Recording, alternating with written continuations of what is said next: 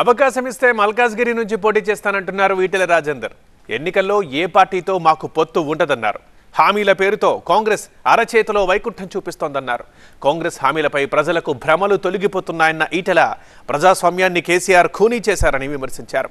కృష్ణా జలాలపై కాంగ్రెస్ బీఆర్ఎస్లు నాటకమాడుతున్నాయన్నారు. మోదీని ప్రజలు ఆదరించేందుకు మరొకసారి సిద్ధంగా ఉన్నారన్నారు ఈటెల. టీఆర్ఎస్ పార్టీకి ఓట్లెత్తే వాళ్ళకు ఉన్నది లేదు, చేసేది లేదు.